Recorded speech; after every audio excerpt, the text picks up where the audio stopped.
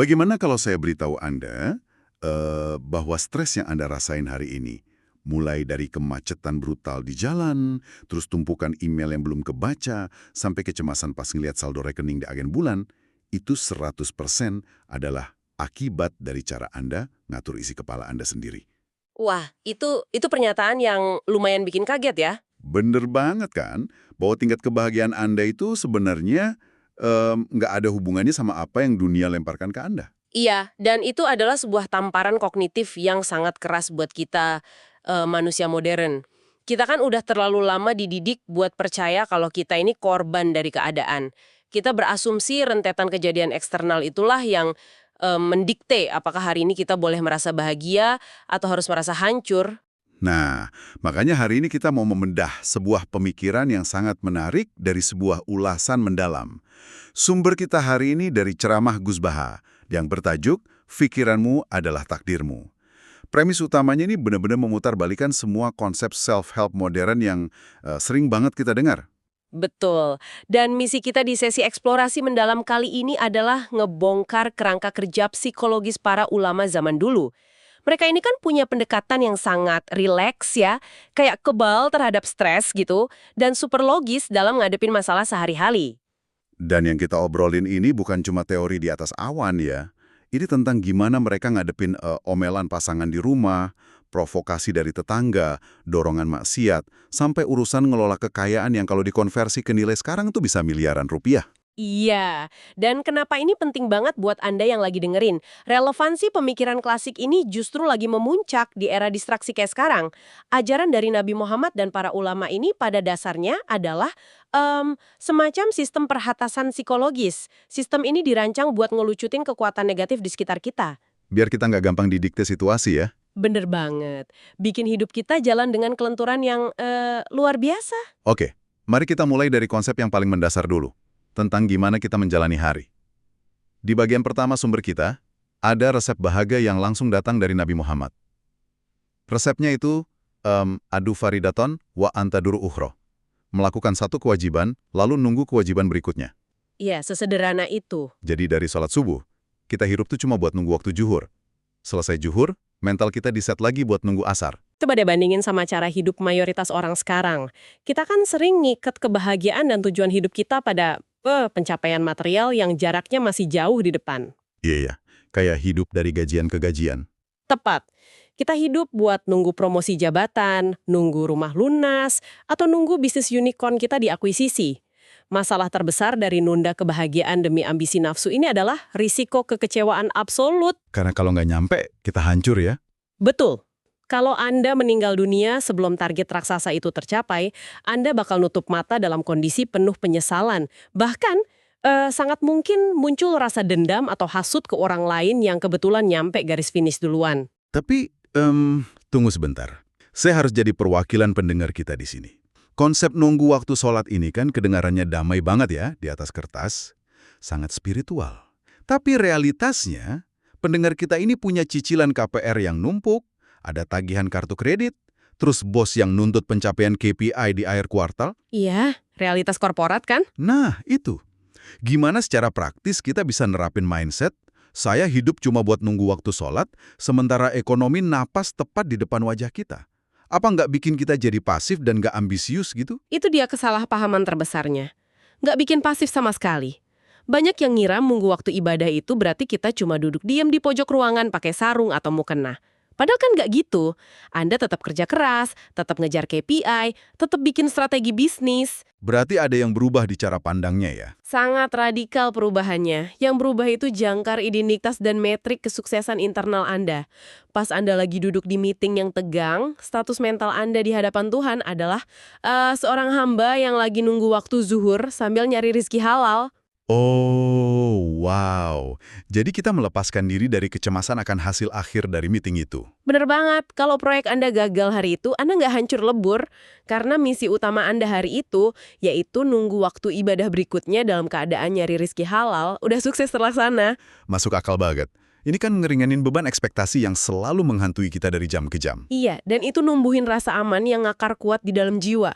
Kondisi yang di literatur klasik disebut sebagai Tidak ada rasa takut dan tidak ada kesedihan. Ini kayak kita ngeriset garis finish kita jadi lebih dekat dan selalu bisa dicapai setiap beberapa jam gitu ya.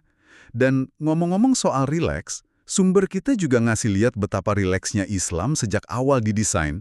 Ada cerita yang bikin saya senyum-senyum sendiri pas bacanya. Cerita yang mana tuh? Waktu Nabi Muhammad bangun pagi, terus nanya ke istrinya apa ada sarapan, pas dijawab nggak ada makanan sama sekali, beliau tuh sama sekali nggak marah. Beliau cuma respon santai, ya sudah kalau gitu hari ini saya puasa saja. Iya, bayangin kalau itu kejadian di rumah tangga modern sekarang. Pasti udah gebrak meja. Atau minimal drama bikin status ngeluh di media sosial kan? Betul. Nah, agama ini emang sejak awal dikonstruksi buat jadi ruang yang melegakan, bukan ladang penyiksaan. Ada lagi nih insiden lain yang lebih struktural. Ada seorang sahabat namanya Mu'ad, dia ini imam sholat. Suatu hari, dia mimpin sholat jamaah dan baca surat Al-Baqarah. Wah, itu kan surat paling panjang di Al-Quran ya? Iya. Nah, di belakangnya ada jamaah yang profesinya petani. Petani ini kan udah capek banget seharian meras keringet di ladang, di tengah sholat, karena dia nggak sanggup berdiri terlalu lama, si petani ini milih mundur. Dia misahin giri dan nyelesain sholatnya sendiri biar bisa cepat pulang dan istirahat. Terus si imamnya terima nggak digituin? Mu'adz ini nggak terima. Dia laporin petani itu ke Nabi, bahkan sampai ngelabelin si petani sebagai orang munafik karena keluar dari barisan. Di sini plot twist-nya nih.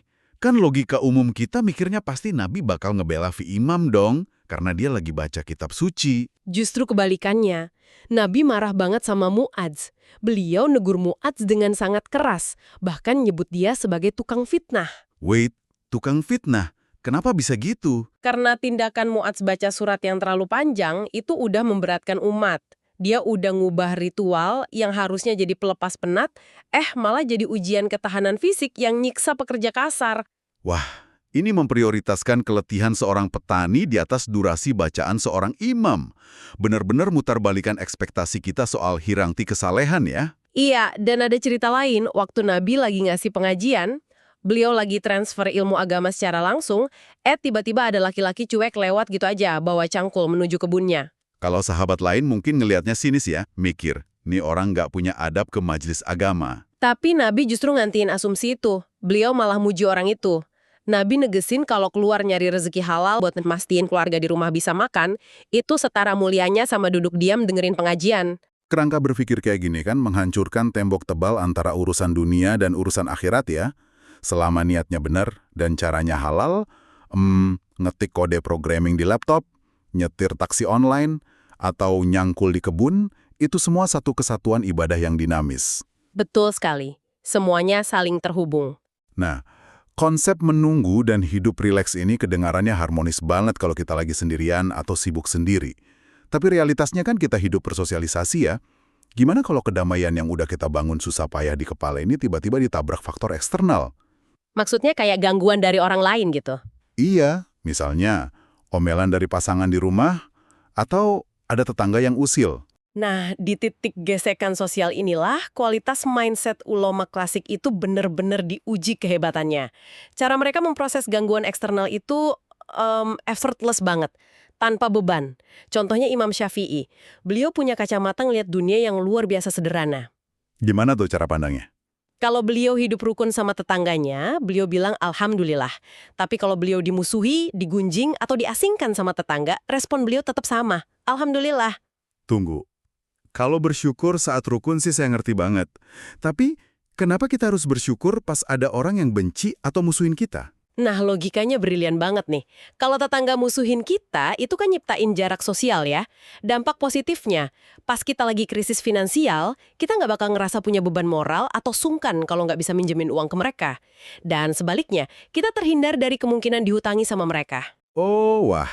Jadi prinsipnya, orang yang berbuat buruk ke kita, itu hakikatnya lagi ngebebasin kita dari beban kewajiban sosial terhadap mereka. Persis, membebaskan kita dari beban ekspektasi sosial. Dan coba bayangin kalau lensa ini dipakai di ranah domestik. Sumber kita nyeritain gimana ulama nyikapin istri yang lagi ngomel atau cerewet. Kalau buat kita sekarang, itu bisa memicu adu mulut panjang tuh. Iya kan? Tapi buat ulama dulu, mereka ngelihatnya gini aja. Alhamdulillah, Hari ini saya dapat ladang pahala sabar secara gratis, tanpa perlu ngeluarin modal sedikit pun. Coba bandingin kalau pasangan Anda lagi mood baik, romantis bermanja-manja. Ujung-ujungnya malah minta ke mall, biayanya mahal. Hah, bener juga ya, ngomel itu gratis, kalau mesra malah nguras dompet. Berarti manajemen emosi tingkat tinggi ini sering dibungkus sama selera humor yang cerdas ya? Bener banget. Terus mari kita gali contoh provokasi sosial yang jauh lebih ekstrim lagi. Ini pengalamannya Imam Ahmad. Ada pemuda di lingkungannya yang manggil beliau ke rumahnya. Sebagai tetangga yang baik, Imam Ahmad datang dong. Tapi pas sampai depan pintu, si pemuda malah ngusir. Diusir gimana? Dia bilang, saya sudah tidak butuh kamu, pulang sana. Imam Ahmad pulang. Nggak lama kemudian dipanggil lagi. Datang lagi, diusir lagi. Dan ini kejadian sampai 3 kali berturut-turut. Wait, interupsi bentar. Apakah ini bukan sekedar toxic positivity? Atau naif banget gitu? Bayangin kalau kejadian ke Anda, udah nembus kemacetan buat meeting, nyampe sana disuruh pulang karena klien cuma mau main-main. Ego kita pasti terluka dong.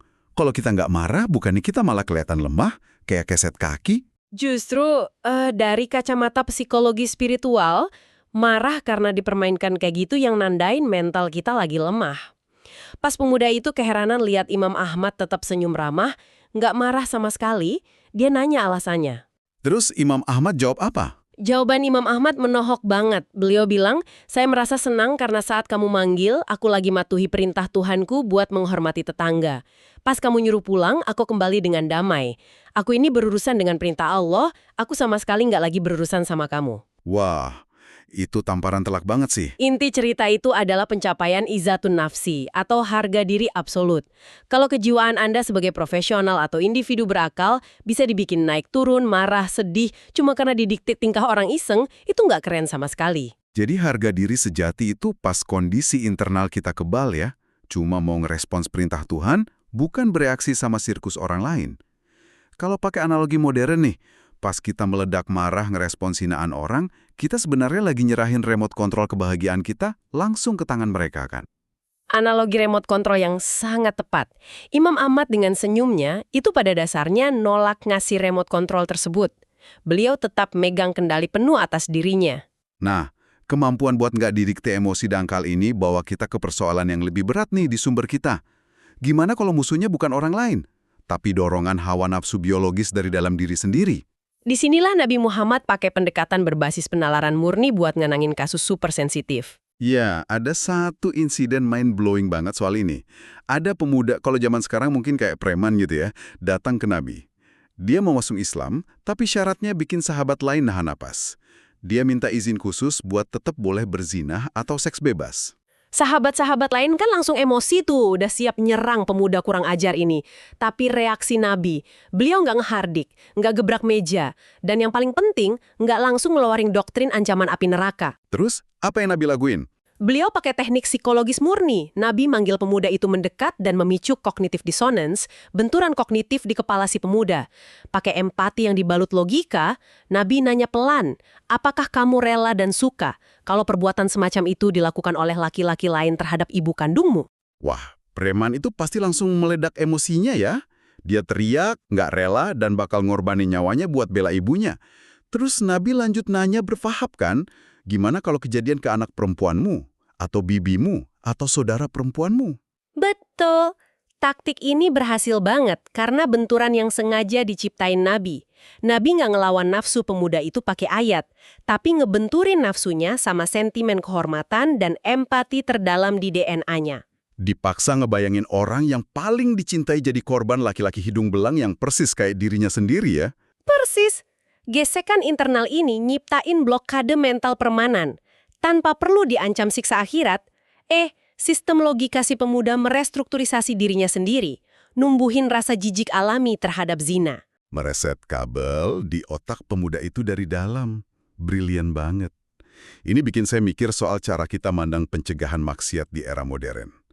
Kalau agama cuma dipresentasikan sebagai buku tebal berisi larangan kaku dan ancaman neraka, manusia yang dasarnya butuh pelepasan stres bakal merasa tercekik. Manusia itu kan pencari kenyamanan ya. Semakin Anda tekan pakai narasi agama yang ngekang, semakin mereka nyari katu pelarian. Dan di sanalah industri maksiat, narkoba, judi, pornografi nawarin pelarian instan. Jadi, solusinya apa dong? Solusi ulama klasik itu bukan nambah ketakutan, tapi nyiptain kompetisi kenyamanan. Anda harus nyiptain rasa nyaman yang jauh lebih masif di dalam ketaatan. Ada konsep namanya istighnas billah.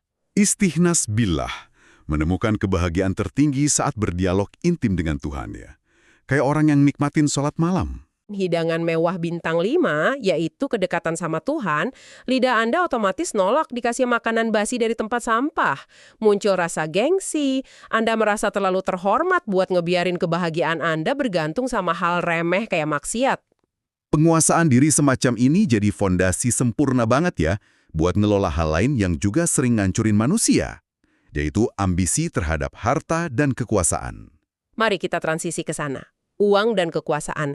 Selama ini literatur agama kan sering ngedoktrin kalau orang soleh itu idealnya miskin, hidup sederhana, ngejauh dari gemerlap harta biar fokus akhirat. Padahal, sumber yang kita bedah ini nawarin perombakan radikal ya soal hakikat harta. Prinsipnya, uang yang Anda habiskan buat konsumsi pribadi, kayak makan mewah, akhirnya cuma jadi kotoran di toilet. Lenyap. Tapi uang yang Anda sedekahkan, itu malah nggak hilang. Wujudnya diubah jadi abadi. Iya, Nabi pernah nyontoh Riau ngebagiin hampir seluruh jatah daging dombanya buat kaum miskin. Pas ditanya dagingnya udah habis belum, Nabi malah jawab, daging yang dibagikan itulah yang justru sedang disisakan buat kekekalan. Konsep ini juga ngelahirin analogi epik dari Said Ali Zainal Abidin ya. Beliau punya kebiasaan nyambut pengemis bukan sebagai parasit, tapi seolah-olah mereka itu teller bank. Visualisasinya menakjubkan banget. Pengemis yang ngadahin tangan itu dilihat sebagai mobil lapis baja gratis yang nawarin jasa ngangkut dan nyetorin harta kekayaannya ke rekening akhirat dengan aman. Cara pandang begini benar-benar ngehancurin rasa kehilangan pas kita ngeluarin uang buat amal ya, diganti sama antusiasme investasi. Dan transformasi ekstrim soal harta ini juga dialamin sama tokoh sebesar Imam Syafi'i kan? Ini ulama besar tapi rumahnya penuh karpet impor mewah dan sering ngedanai kafilah dagang pakai uang pribadi. Tapi puncaknya bukan pas ketemu Imam Malik kan? Pas ketemu ulama hukum tata negara, Muhammad bin Hasan Asy-Syaibani. Nah itu, pas Imam Syafi'i bertamu, ruang tamu ulama tersebut dipenuhi emas batangan yang kalau dikonversi nilainya miliaran rupiah. Dan ulamanya lagi sibuk ngitungin tumpukan emas itu. Bayangin culture shock yang dialamin Imam Syafi'i ngelihat pemandangan kayak gitu. Saat ini, atau jabatan strategis kayak bupati, rektor, jenderal, nggak dipegang kuat sama orang soleh yang berilmu, maka fasilitas ini bakal jatuh ke tangan orang fasik. Dan dampaknya ngeri ya kalau orang jahat megang sumber daya miliaran. Uangnya bakal dialirin buat ngebangun infrastruktur dosa, judi, mafia, tempat maksiat. Itu ngingetin saya sama anekdot klasik yang tajam banget di sumber kita. Ada orang awam nyindir, kenapa sih sekarang banyak ulama antri bawa proposal ke kantor bupati? Harusnya kan bupati yang sowan ngaji ke ulama. Jawaban ulamanya rileks banget tapi masuk akal. Karena ulama itu berilmu, jadi mereka tahu persis guna uang buat kemaslahatan. Sedangkan bupati, sayangnya seringkali nggak tahu kegunaan ilmu. Anekdot itu ngerangkum konsep yang bisa kita sebut sebagai keserakahan yang berpengetahuan atau rakus yang berilmu. Kekuasaan dan kekayaan di tangan orang yang tepat bakal jadi mesin pembuat kebaikan masif. Konsep ini juga jadi fondasi ulama dalam nanganin keburukan di masyarakat secara makro. Kayak kisah Syekh Syakrawi dari Mesir di bagian akhir materi kita hari ini. Oh, yang soal ekstremis itu ya? Iya, ada sekelompok pemuda ekstremis lagi nyusun rencana matang buat ngeledakin klub maksiat. Mereka mikirnya lagi jihad berantas kemungkaran. Syekh Syakrawi ngentiin mereka bukan pakai dalih hak asasi, tapi ngunci logika mereka pakai visi kenabian. Beliau nanya, kalau kalian ledakin tempat itu sekarang, dan orang-orang yang lagi mabuk itu mati seketika, jiwa mereka berakhir di mana? Para pemuda itu dengan bangga jawab, tentu saja langsung ke neraka. Lalu Syekh Syakrawi ngelontarin pukulan telaknya. Beliau bilang, lalu apakah kalian pikir melihat umatnya masuk ke dalam neraka itu adalah hal yang diinginkan oleh Nabi Muhammad? Merinding dengar kalimat itu. Kematian pendosa dalam keadaan belum bertaubat itu bukan trofi kemenangan agama, tapi kegagalan kolektif menyelamatkan jiwa mereka. Tugas kita ngasih ruang buat mereka kembali, bukan jadi eksekutor. Bener banget. Nah, kalau kita tarik garis merah dari semua kerangka pemikiran hari ini, kesimpulan puncaknya tuh melegakan banget. Dalam paradigma yang benar, ruang bagi hal yang berstatus mubah atau sekedar netral nggak dosa tapi nggak berpahala, itu sebenarnya hampir nggak ada. Gimana bisa setiap detik hidup kita nggak ada yang netral? Karena dalam konsep tarkul maksiat atau meninggalkan larangan, setiap detik di mana Anda nggak lagi merampok, nggak lagi berzina, nggak lagi menipu, Anda lagi ngelakuin ibadah yang luar biasa besar. Ada kisah legendaris dari Abu Yazid Al-Bustami nih. Gimana kisahnya? Suatu malam, dia habiskan waktu buat ibadah intens banget. Di puncak spiritualnya, dia nanya ke Tuhan, ada nggak manusia lain malam ini yang derajat spiritualnya setara sama dia? Jawabannya pasti di luar dugaan kan? Sangat. Derajatnya disetarain sama laki-laki yang lagi tidur lelap, bahkan ngorok keras di ranjang sebelah. Kenapa? Karena selama dia tidur pulas, pikiran dan tubuhnya berhenti total dari produksi maksiat. Tidurnya adalah wujud ibadah pasif yang diakui semesta. Mengubah tindakan pasif kayak tidur jadi ibadah bervolume tinggi cuma dengan nyetel sudut pandang ya. Sempurna banget. Jadi, buat Anda yang lagi nyimak obrolan kita, coba tarik napas sejenak. Kalau hari ini Anda lagi di bawah, lagi miskin, atau belum dapat kerja. Reset mindset Anda. Sadari kalau hisap kelak bakal sangat ringan. Dan setidaknya, mantan bos Anda nggak perlu ngelihat Anda jadi buruh kasar di jalanan kan? Dan kalau posisinya kebalik, Anda lagi dianugerahi kekuasaan, privilege, dan rekening yang terus nambah, jadikan posisi itu sebagai tameng. Anda jadi penjaga gawang biar fasilitas itu nggak jatuh ke tangan mafia. Jalani hari dari satu kebaikan ke kebaikan berikutnya. Dan pandanglah kematian kelak cuma sebagai penutup otomatis dari kemungkinan kita berbuat salah. Karena ujung-ujungnya, realitas itu netral. Keyakinan Anda lah yang memberinya rasa. Sebelum kita akhiri sesi ini, ada satu cerita terakhir yang memuat doa paling provokatif yang pernah saya dengar, buat Anda renungkan. Doa ini dari seorang wali majdub, wali yang cara pikirnya nyentrik. Suatu hari, dia berdiri di depan makam Rasulullah, nengadain tangan, dan berdua lantang. Wah, doanya gimana bunyinya? Dia bilang gini, "Ya Allah, sekarang terserah Engkau. Jika Engkau jadikan aku orang yang soleh, maka kekasihmu yaitu Nabi akan sangat senang, dan musuhmu yaitu setan akan menangis. Tapi, jika Engkau takdirkan aku jadi orang fasik penuh dosa, setanlah yang tertawa, dan kekasihmu yang bersedih. Sekarang, terserah Engkau saja ya Allah. Engkau sebenarnya ingin menyenangkan siapa?" Luar biasa provokatif, tapi dalam banget ya. Dalam banget. Renungkan deh, kedalaman doa itu. Betapa rileks dan tanpa jaraknya hubungan mereka sama Sang Pencipta. Nggak ada teror ketakutan. Yang ada cuma keyakinan absolut kalau hidup ini panggung interaksi yang intim. Dan pada akhirnya, apa yang mendominasi pikiran Anda, itulah yang akan menjadi takdir Anda.